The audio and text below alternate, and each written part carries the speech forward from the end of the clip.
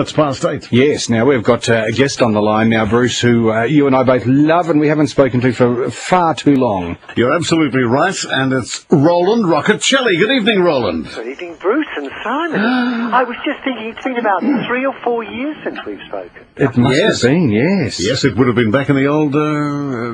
back in Bank Street. Bank Street It studio. was Bank Street, yes, it was Bank Street. I came into Bank Street. Yes. Now, you sent us a little press release on... The Greatest is Love, a story to touch your heart and make your spirit soar. It's a play I've written. And we're going to do a performance of it. It's a play that I wrote because over the years, it's interesting, people say to me, where did the idea come from? Because it's a series of love letters written between Diana and Rupert. And it starts in war-torn London in 1941, takes in the fall of Singapore, and ends in Perth, Western Australia, in 1997. And there's a whole lot of things that happen which I won't tell you about. And there's a twist at the end that makes people cry and it's based on the stories, over the years of working in the theatre and listening to stories, Googie Withers and John McCallum and Richard Todd and Patrick McNee, Dame Vera Lynn, Moira Lister, Beryl Reid, Margaretta Scott, who was Mrs. Pumphrey in All Creatures Great and Small.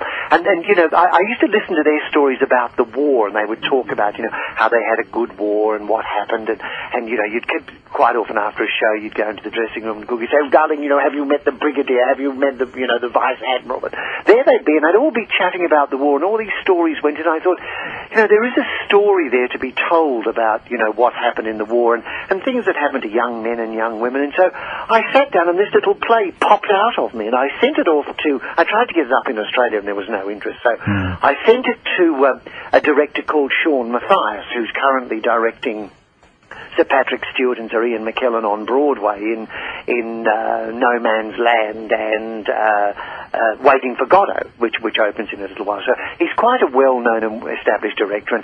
And when I told him what it was, he told me this later. He said, my eyebrows shot up into my hairline, thinking, a play about love letters. Why would I be interested in that? So I sent it to him. And so he read the first act, and then I didn't hear anything from him, and it was sort of 3 or 4 days, and then finally I heard from him. And I said to him, when we were talking, I said, "What took you so long?" He said, "Well, I thought the first act was so good. He said, I was sure the second act was going to be appalling. It couldn't possibly be any good after that." He said, "I actually cried while I was reading, which is something I never do." So he wanted to do the play, which was a good start. And then Hugh Bonneville, who plays Lord Grantham in Downton Abbey, read it, and he said he wanted to do it. So they've done a tryout in Brighton, down on the coast in the UK, with Carolyn Languish from Judge John Deed, which was not so popular here, but very popular in England. And so they did the tryout there. And it's been picked up by Sir Howard Panter, who owns the Ambassador Theatre Group. Now, Sir Howard and the Ambassador Theatre Group and Sir Eddie Kulakundis, who's married to Susan Hampshire, established the Ambassador Theatre Group. They own 37 theatres, 12 of which are in the West End and the other 25 are in the provinces. Wow. So he's taken the rights for the UK and the US, because obviously if it works in England, you've got Hugh Bonneville, you would take it to Broadway. Yes. So that's in next year, 2014, that's going to happen. But on the 20th here, on the 20th of October, Glenda Linscott and I are going to do a performance of it at the Melbourne Town Hall, which is supported by the City of Melbourne. The proceeds from it will go to the Rotary Club Central Melbourne Sunrise and community projects, and the money goes to charity. And so we're doing this performance with costumes, lights. It's a proper performance, and we'd like people to come along and see it, obviously.